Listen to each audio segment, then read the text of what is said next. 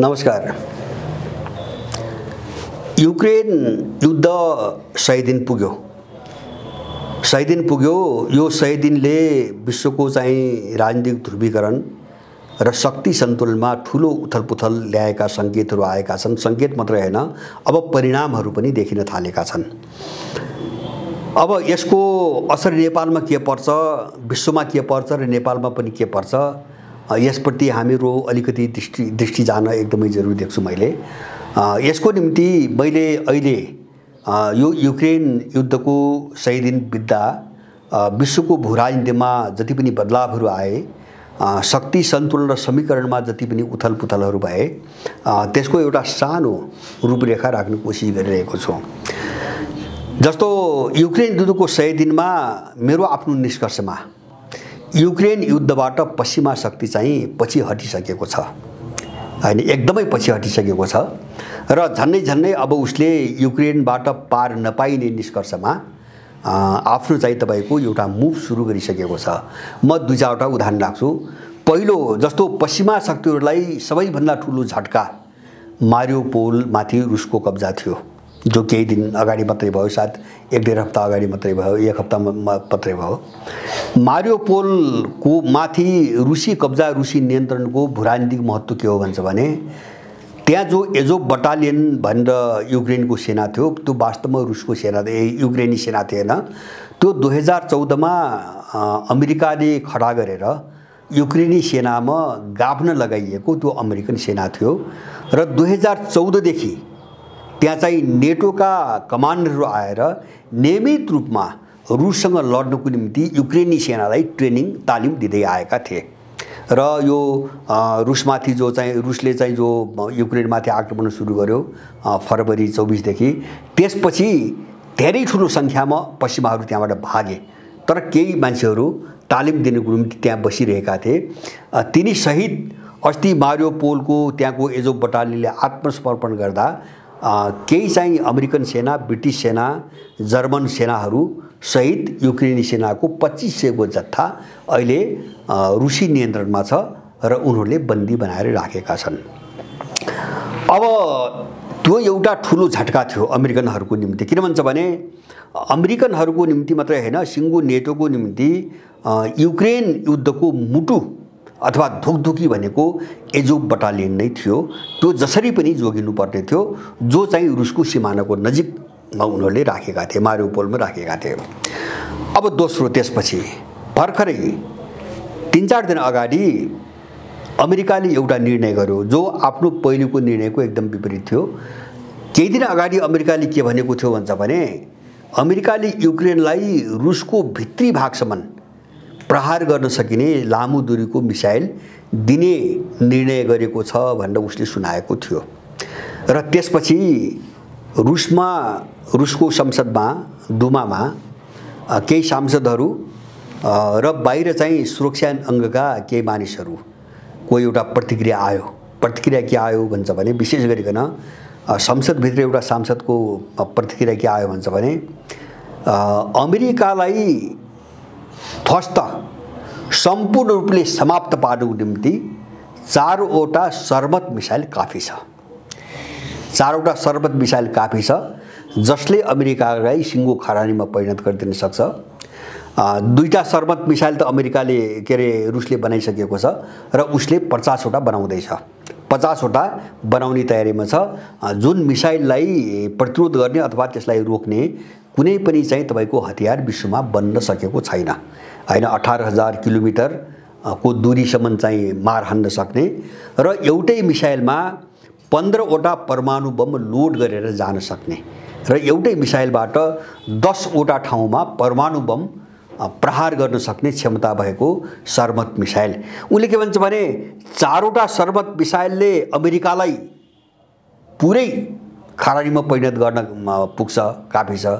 2टा सर्मत मिसाइलले अमेरिकाको पश्चिमी र पूर्वी भाग, हैन, जो मुख्य भाग हुन् अमेरिकाका, तिनलाई चाहिँ तपाईको चौपट बनाएर राखिदिन सक्छ, हैन। अमेरिकाले यो बुझेछ कि छैन, नत्र बुझिराखोस्। अब संसदमा यो कुरा उठ्ने बित्तिकै अमेरिकाले युक्रेनलाई दिने भनेको लामो दूरीको जो चाहिँ मिसाइलहरू हो, त्यसलाई नदिने निर्णय गर्यो। निर्णय भनौँ, अमेरिकी राष्ट्रपतिले हामी लामो दूरीका मिसाइल चाहिँ युक्रेनलाई दिँदैनौँ भनेर त्यसपछि उनी बोले। अब यो दुईटा घटनामा एउटा मारियोपोलमा चाहिँ अमेरिकनहरूको आत्मसमर्पण र दोस्रो चाहिँ तपाईँको लामो दूरीको क्षेप्यास्त्र युक्रेनलाई दिने निर्णय चाहिँ बदल्ने अमेरिकाको तपाईँको घोषणा, यो दुईटा चिजले अमेरिका एकदम रक्षात्मक अवस्थामा गइसकेको छ भन्ने कुरो देखाउँछ। अब यसको अर्को पाटोहरू अमेरिका मात्र होइन, रुस युक्रेन सङ्कटले युरोपियन युनियन एउटा पुरै मजाकको पात्र बनिरहेको छ। अब त्यहाँभित्र कस्तो विभाजन आयो भन्छ भने युरोप रुसमाथि प्रतिबन्ध लाउने कि नलाउने र रुससँग चाहिँ तेल र ग्यासको आयात बन्द गर्ने कि नगर्ने भन्ने विषयमा युरोपियन युनियनभित्र मतभेद चर्किँदै गएपछि कुनै पनि सहमति भएन। नभइसकेपछि उसले दोग्ला निर्णय गर्यो। निर्णय के गर्यो भन्छ भने हङ्गेरी लगायतका केही देशहरू जसले रुससँग तेल र ग्यासको आयात जारी राख्न चाहन्छन् र पश्चिमाहरूले लगाएको प्रतिबन्धलाई स्वीकार गर्न मान्दैनन्, उनीहरूले त्यो काम आफ्नो गर्न पाउने र जसले प्रतिबन्धलाई अगाडि बढाउनुपर्छ भन्ने चाहिँ मान्यता राख्छन् उनीहरूले प्रतिबन्ध चाहिँ जारी राख्न पाउने दोहोरो खालको निर्णय गर्यो। भन्नुको मतलब युरोपियन युनियन अकर्मण्यतामा फस्यो। फुटबाट जोगिनुको निम्ति उसले दुई थरी निर्णय गर्यो हैन, तर त्यो केही दिनको निम्ति हो। युरोपियन युनियन विभाजित भयो। दोस्रो चित्र। तेस्रो तस्बिर के हो भन्छ भने फिनल्यान्ड र स्विडेनलाई नाटोमा सामेल गर्ने विषयमा टर्की त्यसका विरुद्धमा खडा भयो। अब टर्की खडा भइसकेपछि तपाईको नेटोभित्र अर्को विभाजन आयो। जस्तो टर्कीले कुनै पनि हालतमा त्यो दुईटा देशलाई नाटोमा प्रवेश गर्न दिने पक्षमा छैन, किनभनेपछि अहिले टर्कीको विभाजनको निम्ति एउटा कुर्दिसहरूको छुट्टै राज्य बनाउने जो एउटा लडाईँ पीकेके लगायतका यो पश्चिमा समर्थित केही समूहहरूले जो सशस्त्र लडाईँ लडिरहेका छन् तिनलाई पुरै संरक्षण र आर्थिक लगानी गर्ने देश भनेका फिनल्यान्ड र डेनमार्क हुन्, दुवै देश हुन् हैन। टर्कीले त्यही कुराहरू राख्यो। जुन देशहरूले हाम्रो देश टुक्र्याउन कुर्दिसहरूलाई र अरू पृथकतावादीहरूलाई चाहिँ पैसा दिइरहेको छ, हतियार पठाइरहेको छ र आफ्ना देशमा सेल्टर दिइरहेको छ र खुलेआम यो दुईटा देशमा पीकेकेका मान्छेहरू घुमिरहेका छन्, ती देशहरूलाई नेटोमा सामेल गर्ने उसमा चाहिँ हाम्रो सहमति हुन सक्दैन हैन। अब सहमति गरी प्रयास भयो भने नेटो विभाजित हुने भयो हैन, यो स्पष्ट देखियो। र त्यसको जस्तो टर्की र नेटोका पश्चिमा देशहरूको बीचको अर्को असहमति कहाँ उग्र भयो, अब त्यो बिस्तारै कहाँ चाहिँ उग्र भयो भन्छ भने भर्खरै अहिले चाहिँ कृष्ण सागरमा जो नेटोले सैन्य अभ्यास गर्ने भनी चाहिँ तपाईको कुरा बाहिर लागेको थियो, त्यसबाट टर्की अलग हुने घोषणा गर्यो हैन। अब नेटोको सैन्य अभ्यासमा टर्की सामेल नहुने जो रुस विरुद्ध गरिरहेको थियो, उसले तर्क के दियो भन्छ भने हामीले रुस र युक्रेनका बीचमा मध्यस्थकर्ताको भूमिका खेलिरहेका छौँ, त्यसकारणले हामी नेटोको सैन्य अभ्यासमा सामेल हुन सक्दैनौँ। यसले गर्दाखेरि रुस चिढिन्छ र यो शान्ति वार्ता सबै तुहिन्छ। त्यही तर्क दिएर टर्की चाहिँ सैन्य अभ्यासबाट अलग भयो। वस्तुतः भित्र सारमा के हो भन्छ भने पश्चिमाहरूको रवैया ठिक ठाउँमा आएन भने टर्की नेटोबाट अलग गिन्छ, त्यसको निम्ति उसले पृष्ठभूमि बनाइरहेको छ। अब यहीसँग जोडेको अर्को, उनीहरू युक्रेनको सङ्कटमा कति डिफेन्सिभ भइसके हैन, यसरी भागदौड सुरु भइरहेको छ। त्यसका दुईटा बडो चाहिँ विचित्रका उदाहरण म यहाँ राख्न चाहन्छु। नम्बर एक जापान जो रुसमाथिको प्रतिबन्धलाई समर्थन गर्ने अग्रपङ्क्तिमा आउने एसियाली मुलुक हो हैन। झन्डै चाहिँ जर्मनी र फ्रान्सभन्दा पनि अग्रमोर्चामा उभिएर रुसमाथिको नाकाबन्दीको चाहिँ औकात गर्ने देश जापान, त्यसले चाहिँ के निर्णय गरेको थियो भन्छ भने रुसमाथिको चाहिँ रुसबाट आयात गर्ने जो तेल र ग्यास हो त्यसमाथि चाहिँ प्रतिबन्ध लगाउने, जापानमा प्रतिबन्ध लगाउने भन्ने त्यसले निर्णय गरेको थियो। तर मारियोपोलको घटना र मैले भने लामो दूरीको चाहिँ मिसाइल चाहिँ युक्रेनलाई नदिने भनेर यो पछिल्लो अमेरिकाको बयान, बदलिएको बयान जो आयो, त्यसपछि जापानमा चाहिँ तपाईको भुइँचालो गयो र उसले के भन्यो, अस्ति मात्रै के भन्यो भन्छ भने हामीले रुसबाट ग्यास र तेल नकिन्ने निर्णय त गर्यौं, तर त्यो निर्णय लागू हुँदैन, कार्यान्वयन हुँदैन, हामी उसँगको व्यापार जारी राख्छौँ हैन, जापानको मन्त्री बोले। नम्बर 1 र दोस्रो चाहिँ तपाईको उनीहरू भित्र भएको जो चाहिँ भागदौड हो त्यसको दोस्रो तस्बिर पोल्यान्डको एउटा निर्णयमा देखिन्छ। पोल्यान्डले रुस विरुद्ध युक्रेनलाई उचाल्नको निम्ति त्यो चाहिँ युद्ध सुरु भएदेखि नै युक्रेनलाई निःशुल्क रूपमा ग्यास उपलब्ध गराउँदै आएको थियो, जो चाहिँ अब पोल्यान्डले उपलब्ध गराउन सक्दैन भने चाहिँ निर्णय भर्खर गर्यो। अब पोल्यान्डले युक्रेनलाई निःशुल्क रूपमा ग्यास उपलब्ध गराउन नसक्ने चाहिँ जानकारी गरायो। अब यो सबै चिजले के देखिन्छ भन्छ भने युक्रेन फस्यो। युक्रेनबाट पश्चिमाहरूले अथवा उसको गठबन्धनले लत्तो छोड्यो हैन, जस्तो जापानले पनि छोड्यो, पोल्यान्डले पनि छोड्यो हैन। अब जस्तै EU भित्र पनि विभाजन आयो, त्यसले पनि छोड्यो। त्यति मात्र हैन, अब लामो दूरीको क्षेप्यास्त्र युक्रेनलाई दिने निर्णय गरेको अमेरिकाले त्यो निर्णय बदल्छ भने युक्रेनको लत्तो त्यसले पनि छोड्यो। अब त्यो बढ्दै बढ्दै बढ्दै अहिले कहाँ आयो भन्छ भने अहिले रुसले जो युक्रेनमाथि आक्रमण गरिरहेका केही हतियार छन्, केही मिसाइल र चाहिँ लडाकु हेलिकप्टर, अब तिनी जो युक्रेनीहरूको कब्जामा पुगेका छन् अथवा युक्रेनले खसालेको छ, त्यो अध्ययन गर्दाखेरि त्यहाँभित्र सबै अमेरिकामा निर्मित माइक्रोचिप्सहरू भेटिएका छन्। यसबाट युक्रेनमा अर्को एउटा प्रश्न खडा भयो। त्यो प्रश्न के हो भन्छ भने अमेरिकाले बाहिर हामीलाई उकासेर भित्र चाहिँ तपाईको हतियार व्यापारमा रुससँग आफ्नो सौदा जारी राखेको छ हैन, अथवा रुससँग चाहिँ तपाईको हात हतियार जन्ने जति पनि उपकरण छन्, सामान छन्, त्यसको कारोबार जारी राखेको छ भन्ने कुरा चाहिँ युक्रेनमा उठ्न सुरु गरेको छ।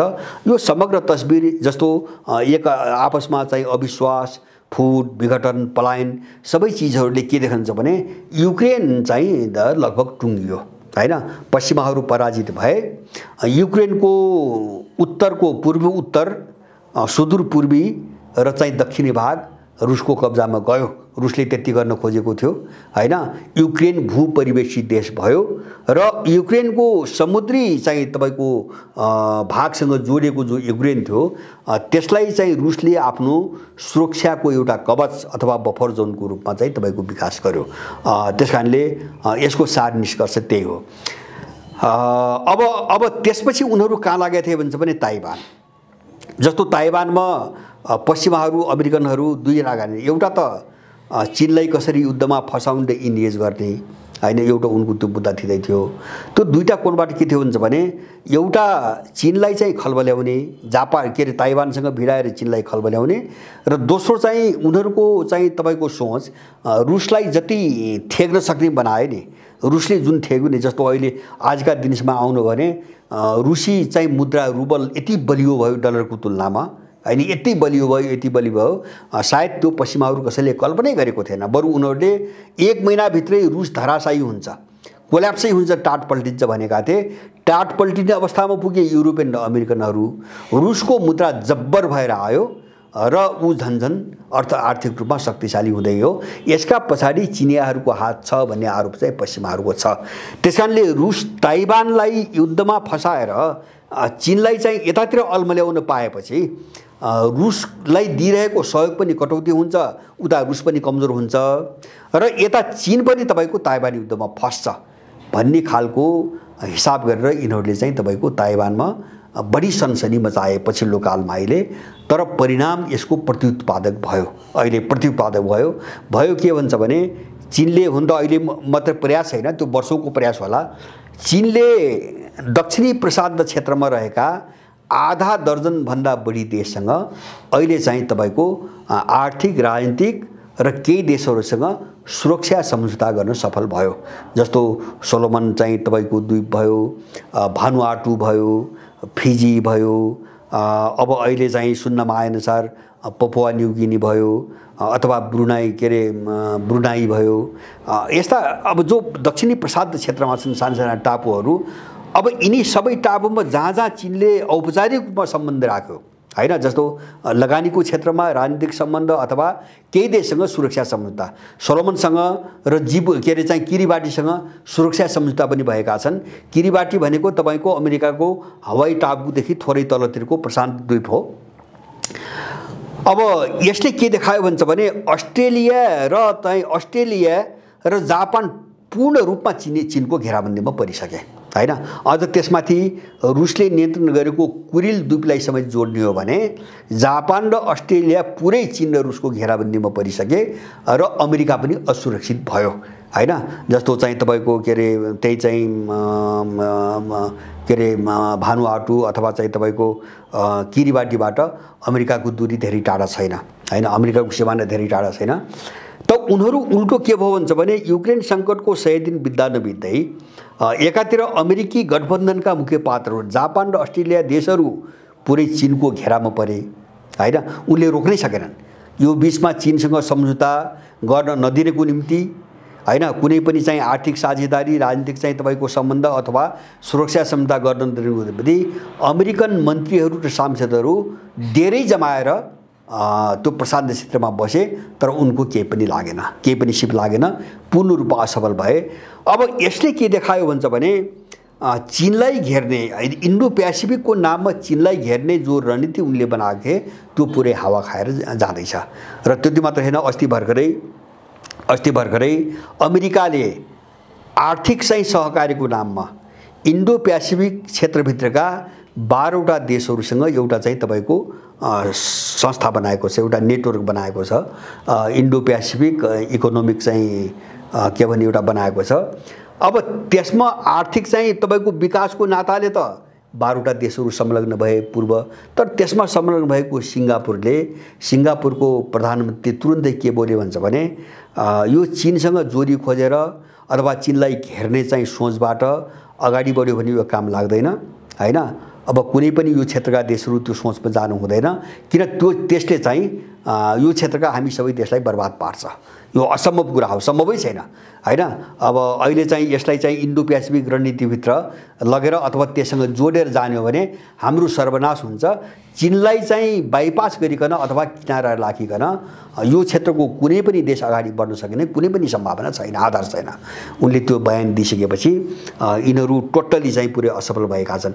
अब यिनको निशाना जस्तो अब यो जो ग्लोबल चाहिँ तपाईको यो राजनीतिक ध्रुवीकरण यो ढङ्गले बढिरहेछ नि, युक्रेनमा यिनको चाहिँ तपाईको पलायन सुरु हुने कुरा अथवा चाहिँ प्रशान्त क्षेत्रमा यिनको घेराबन्दी तीव्र बन्दै गइरहेको कुरा, मैले भने अहिले जापानले रुसमाथि लगाएको प्रतिबन्ध पनि हामी कार्यान्वयन गर्दैनौँ किन भनिरहेको छ त भन्छ भने चीनले घेर्यो यतातिर हैन। रुस त टाढा थियो, उसले निर्णय त गर्यो अमेरिकाको पछि लागेर, अब तर चीनले घेरिदियो।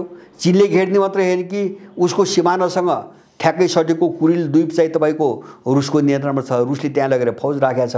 जापान कुनै पनि बेला समाप्त हुन सक्छ र त्यो असर यहाँसम्म पुग्यो कि अहिले त्यति मूर्त र स्पष्ट त होइन, केही मिडियाबाट आएको समाचार अनुसार अहिले प्रशान्त क्षेत्रको रणनीतिको विषयलाई लिएर अस्ट्रेलिया र अमेरिकाका बीचमा मतभेद बढ्न सुरु गरेको छ। अथवा अमेरिकाले जुन ढङ्गले पुस गरिरहेको थियो चीनका विरुद्धमा, अब त्यसमा उक्सिएर जाँदा अस्ट्रेलिया जसरी खतराको चक्रव्यूहमा फस्यो नि, त्यसबाट अस्ट्रेलिया आतंकित भएको छ र अहिले अमेरिकासँग अलिकति मनमुटाव बढिरहेको छ भन्ने कुराहरू आइरहेका छन्। अब मैले सरसर्ती यो चिजलाई नेपालको भूराजनीतिसँग अब अलिकति हामीले गम्भीरतापूर्वक चाहिँ अलिकति हेर्नुपर्छ भन्ने पक्षमा छु। किन भन्छ भने यो दुईटै ठाउँमा यिनीहरूले जो असफलता हात पारिरहेका छन् त्यसको रिस उनीहरूले नेपालको भूराजनीतिबाट पोख्न सक्छन् हैन। धेरै कारणले नेपालको भूराजनीतिबाट पोख्न सक्छन्। अब त्यो गृह कार्यमा अमेरिकनहरू एकदमै तीव्र रूपमा लागिरहेका छन्। कसरी नेपाललाई चीन विरोधी अथवा स्वतन्त्र तिब्बतको मुद्दाको निम्ति छद्म युद्ध गर्ने एउटा भूमिको रूपमा अगाडि बढाउने भन्ने उनीहरू हिसाब किताबमा लागिरहेका छन्। हामी यसमा एकदमै सजग हुन जरुरी छ। अब समग्र चाहिँ सारमा मैले देखेको जस्तो यो आजसम्मको परिदृश्यले एउटा चीज स्पष्ट पार्यो। अब एउटा चीज के हो, एक दुईटा चीज स्पष्ट पार्यो। पहिलो चीज, हिरोशिमामा बम हानिसकेपछि जो अमेरिकाको बादशाही सुरु भएको थियो त्यसको अन्त्य भयो। युक्रेन घटनाले त्यसको अन्त्य नै गरिदियो। अमेरिका अब चाहिँ विश्वको बादशाह रहेन, नम्बर 1। दोस्रो कुरा, अब नेटोको नाममा अथवा समग्रमा भन्नु भने जो पश्चिमा वर्चस्वको एउटा मुद्दा हामीले सुन्दै आएका थियौँ, कुरा हामीले सुन्दै आएका थियौँ, त्यसमा ठुलो स्खलन र विखण्डन आएको छ। पश्चिमा शक्ति अथवा पश्चिमा जगत हिजोको जस्तो एक ढिक्का रहेन। अब त्यसमा चाहिँ ठुलो विभाजन र नयाँ ध्रुवीकरण आयो। नम्बर 2। नम्बर 3 मेरो निष्कर्ष के हो भन्छ भने अब अमेरिकी नेतृत्वमा जो पश्चिमा विश्व व्यवस्था अथवा चाहिँ तपाईको पश्चिमा वर्चस्वको विश्व व्यवस्था भन्थे त्यसको चाहिँ तपाईको समापन भएको छ र अब एउटा वैकल्पिक शक्ति सामरिक रूपमा पनि एउटा वैकल्पिक अर्को शक्ति, राजनीतिक रूपमा पनि एउटा वैकल्पिक शक्ति र जसलाई उनीहरूले व्यवस्था प्रणाली विश्व व्यवस्था भन्छन् त्यो हिसाबले पनि एउटा वैकल्पिक शक्तिको उदय भइसकेको छ, भइ नै सकेको छ हैन। जस्तो विश्व चाहिँ बहुध्रुवीयतामा गइसक्यो, विश्व बहुव्यवस्थामा गइसक्यो, विश्व नयाँ सन्तुलनमा गइसक्यो र विश्व नयाँ समीकरणमा पनि गइसक्यो हैन। हिजोको जस्तो समीकरण थिए त्यो सबै टुटिसकेको छ हैन। युक्रेन र अब तपाईको ताइवानको वरिपरि चाहिँ तपाईको भइरहेको जो प्रशान्त चाहिँ हिन्द प्रशान्त रणनीति अथवा एसिया प्रशान्त रणनीति हो, यो दुईटा घटनाले यो निष्कर्ष निकालेको छ। त्यसकारणले गर्दाखेरि एउटा जस्तो घाइते बाघ भन्छन् एउटा उखान, घाइते बाघ एकदमै खतरनाक ढङ्गले चाहिँ आक्रामक बन्न सक्छ बदलाको निम्ति। अब दुवै ठाउँबाट पलायन भएपछि मलाई लाग्छ अमेरिकनहरूको निम्ति खेल्ने अर्को ठाउँ अब छैन। मैले त्यस्तो देख्दिनँ हैन। मैले त्यस्तो त्यो ठाउँ भनेको नेपाल मात्रै हो र उसको निम्ति सबैभन्दा महत्त्वको मुद्दा पनि यही हो। मलाई लाग्छ भूराजनीतिक रूपमा युक्रेनभन्दा चाहिँ महत्त्वको मुद्दा, ताइवानभन्दा महत्त्वको मुद्दा नेपाल हो। किन नेपालबाट तिब्बत विभाजन गर्न सक्यो भने चीनलाई सदाको निम्ति सुताउन सकिन्छ र चीन सुत्यो उठ्न नसक्ने भयो भने रुस अलग थलग हुन्छ। उनी यो रणनीतिमा आछन् र नेपाल एउटा ठुलो विध्वंसको बाटोतिर जान सक्छ हामी समयमै सचेत भएनौँ भने।